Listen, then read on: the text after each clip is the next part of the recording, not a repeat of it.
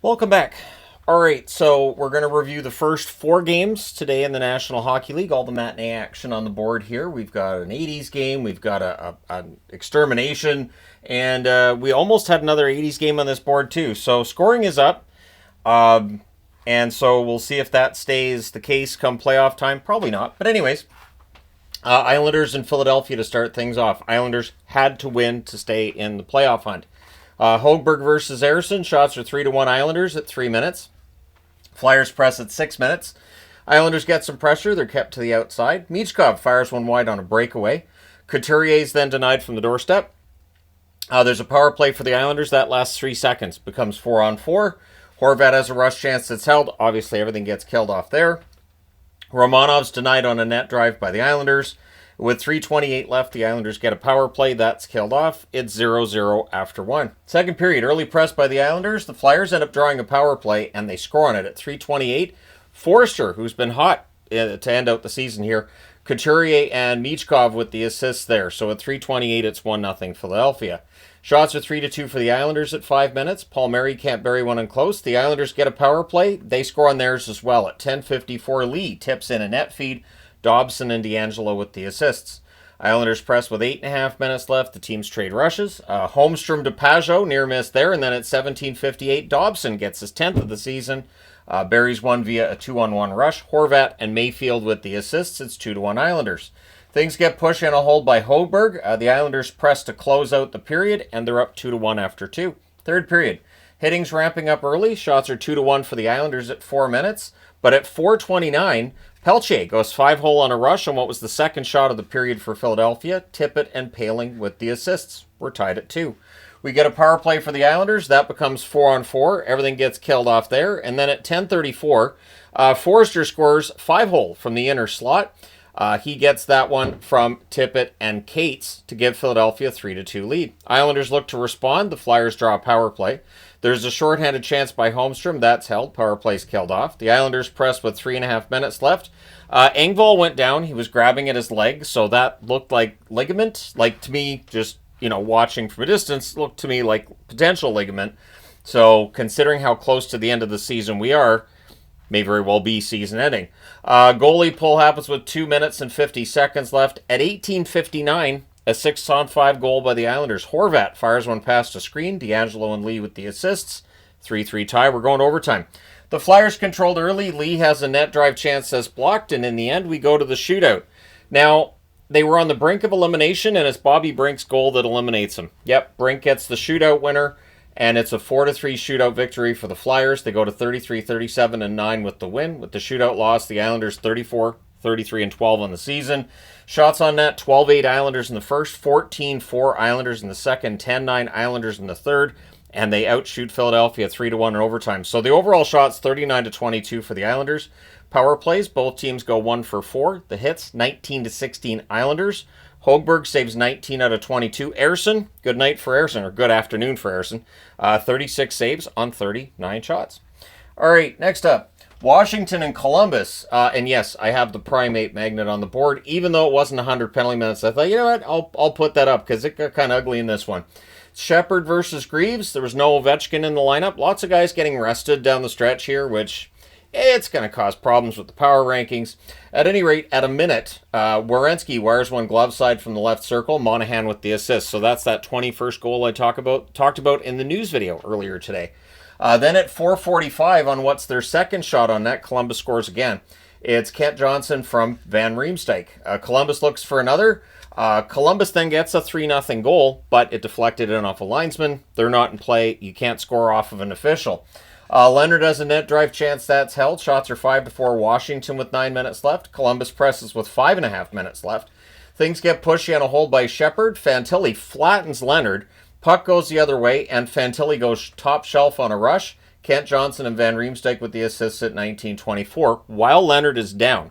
Leonard would go out and get checked out for concussion protocol. He would come back into the game, but that's where things got ugly. With 20.5 seconds left, Wilson gets 12 minutes for unsportsmanlike, so that's 2 plus 10.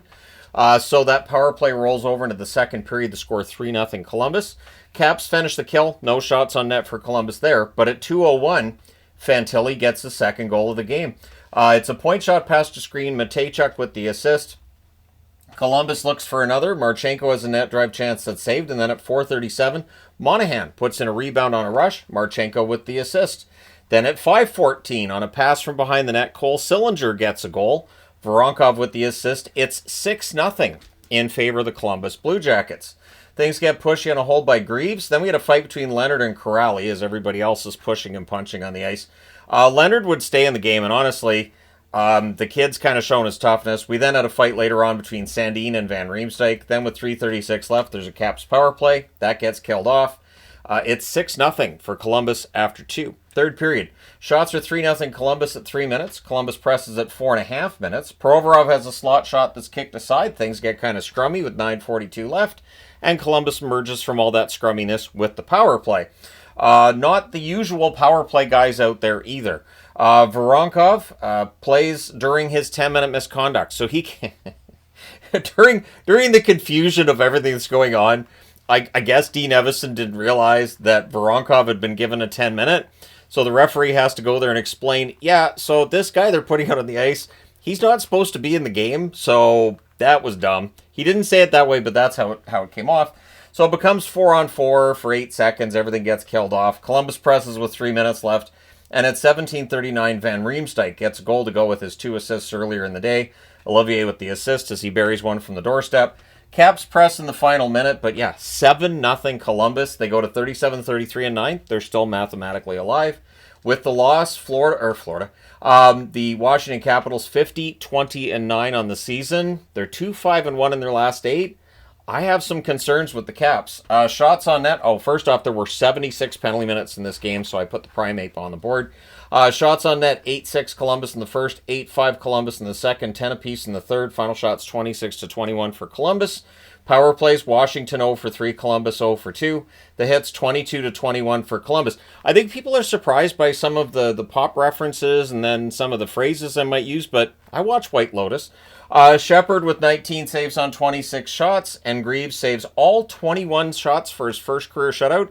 If I had a dime for every time the announcer in the second half of the third period said the word shutout, if anybody thinks you can jinx a goaltender, that's proof you can't. So, yeah, I thought that was entertaining. Every time he said it, I could feel like other announcers probably like, stop it. All right, Rangers and Carolina. So this was a must-win for the Rangers. So Columbus stays alive, the Islanders do not. Did the Rangers stay alive? Shesterkin versus Kochetkov, and in a few hours' time, if Montreal wins, none of it matters. Carrier has a jam attempt that's saved. That was the only shot that Carolina had early, as the shots are 3-1 Rangers at 3 minutes. Good flow, few whistles early on in this one. Trocheck's denied on a net drive. Jarvis is denied on a turnover. The Canes would get some pressure, and they score. Chatfield with a point shot pass to screen. I thought maybe Stankoven got a piece of that, but he did not. Orlov and Jarvis with the assists at 9:02. We then get a post for Orlov. The rebound gets held. Shots are 4 apiece with 8 minutes left. Aho has a net feed. That's picked off. And then at 17:46, on a pass from behind the net, Seth Jarvis scores. Aho and Blake with the assists. Canes press for another. They're up 2-0 after the first period. Second period, Stankoven has a wrister that's saved. And then at 2:02, Blake scores on a wraparound. The assist to Aho and Jarvis. Shots are 3-1 Carolina at 4.5 minutes. Lafreniere's denied on a tic-tac-toe play. The Rangers press at 5.5 minutes. Stankoven has a slot shot that's held. Shots are 10-6 for Carolina with 9 minutes left. The Canes press with 8 minutes left. Panarin hits a post. He had an open net. That sums up the season for the Rangers. Open net, hits the post instead. Then at 12:59, Jankowski roofs one on a pass from behind the goal line. Carrier and Jost with the assist. So Will Carrier with an assist in his return to action. And that makes the score 4-0 in favor of Carolina. With 2:31 left, the Canes get a power play. That's killed off. And then in 19:45, Will Cooley scores from JT Miller to make the score 4-1 after 2 periods of play. Third period, the Rangers press at 1.5 minutes. Robinson can't bury one in close. Stankoven fires one wide on a rush. And then at 3:45 on a fast break, Stahl goes bar down. It was end-to-end. Beautiful goal by Jordan Stahl. Only his 13th of the season, but hey, it's a goal. 5-1 lead at that point. Jost then has a backhand that's saved. The Rangers end up getting a power play, and on a face-off win, they score. JT Miller at 6:07 from Trocheck and Panarin. The Rangers press at 8 minutes, and at 9:02, Fox scores from Panarin, and before he can celebrate, everybody's in punching each other. So you celebrate with punching. That leads to 4-on-4, so we have 2 minutes. But there's a goalie interference challenge. So because that goalie interference challenge fails, and I don't know why he challenged it. To me, it was pretty obvious that I did not see enough there to overturn the goal. So the Rangers come out of that with a power play. There was some question about why it was 5-on-4 instead of 4-on-3. There was no time that passed between them calling the 4-on-4 and then the other penalty for the challenge. So I knew it was going to be 5-on-4, but there seemed to be some confusion on the broadcast about why it wasn't 4-on-3. So that's what it is. Generally, if you have, say, 3 penalties on the same play, 2 on one team, 1 on the other, it's a 5-on-4 power play. Even though they're separate incidents, still no time had passed. So that power play's killed off. The Rangers press after. Shots are 13-7 Rangers with 5 minutes left, so they pull the goaltender. And at 16:27, Martinook hits the empty net from Stahl. They pull the goalie again because their playoff lives are at stake. And at 17:59, Stankoven hits the empty net from Slavin. The final score in this one, 7-3. So the 80s magnets on the board, much like the Dalek magnets there for the extermination for the Caps, which I did not mention earlier. I'm mentioning it now. Carolina goes to 47-27-5. The Rangers 37-36-7. They are mathematically eliminated from the playoffs. Shots on net, 7-5 Carolina in the first, 13-9 Carolina in the second, 17-8 Rangers in the third. Final shots 31-28 for the Rangers. Power plays, New York 1 for 2, Carolina 0 for 1. The hits 23-16 for the Rangers. Shesterkin saved 21 out of 26. Kochetkov had a good game, 28 saves on 31 shots. All right, last game we're going to review now, and then I'll be reviewing the other 7 later on today, so stay tuned for that. But Colorado and LA, it's Blackwood versus Kemper. Lekkonen's denied on a rush. That's the only shot on net 3.5 minutes in. The Kings score. There's an offside challenge, but it's a good goal. Byfield at 4:03 from Kuzmenko and Laferriere. So since that counts, it becomes a power play for the LA Kings. Then we get 10 seconds of 5-on-3. They don't score during the 5-on-3, but during that 5-on-4, Fiala goes glove side from the slot. Kuzmenko and Byfield with the assists at 7:14. And how good has Kevin Fiala looked over the last month? Kings press for another. We get a power play for the Avs. That becomes a minute and 38 seconds of 5-on-3. That's just too long. So Nelson gets his 300th goal, and that's from Coyle and Natchez during the 5-on-3 at 10 minutes and 39 seconds. The Kings kill off the 5-on-4. Shots are 4-3 for the Avs with 6.5 minutes left. With 3:49 left, the Avs go back to the power play. That's killed off. No shots on net. It's 2-1 LA after 1. Second period, Nichushkin scores at 2:13 from in close. Nice net feed by Lekkonen to set that up. Gerard with the other helper. So the game's tied at 2. Kings look to respond. We get a power play for LA. Kopitar's denied. Puck's cleared out. That power play is killed off. Shots are 8-4 for the Kings at 8.5 minutes. The teams trade rushes, and at 10:57, Laferriere with a slot shot past a screen. Clark and Byfield with the assists. The Kings have the lead back at 3-2. Avs press with 5.5 minutes left, but at 16 minutes, Kopitar backhands a rebound into the net to make it 4-2 for the Kings. The assist to Kempe and Anderson. Kempe's then denied on a rush. It's 4-2 Kings after 2. Third period. A lot of early one and done. Not a lot of sustained pressure. The Avs press at 3 minutes. Kelly has a near miss from in close. Shots are 3-2 for Colorado at 4.5 minutes. Power play for the Kings. That's killed off. And then at 9:18 on a rush, Malinsky roofs one. The assist to Nichushkin. So game's getting a little closer. Then at 12 minutes and 11 seconds, Fiala restores the 2-goal lead for the Kings from Laferriere, and he buries that one from the doorstep. Avs press to respond, and during the goaltender being pulled on the 6-on-5, Nelson makes it a 1-goal game at 17:20. So you pull the goalie again, and Darcy Kemper tried for the empty netter. He absolutely did. It ends up going wide, but he tried. So the Kings hold on. They win this one 5-4. They go to 46-24-9. With the loss, Colorado, who was resting a lot of players, 48-29-4.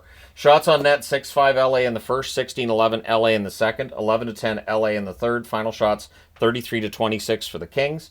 Power plays, Colorado 1 for 3, LA 1 for 4. The hits, 22 apiece. Blackwood saves 28 out of 33. Darcy Kemper, 22 saves on 26 shots. It is rare that Kemper allows more than 2 on home ice. So there you go. Let me know your thoughts regarding the early games in the comment section below, as always. Don't forget to hit like and subscribe in the event you may not have done so already. Thank you guys so much for all your support as always. I will talk to you again soon.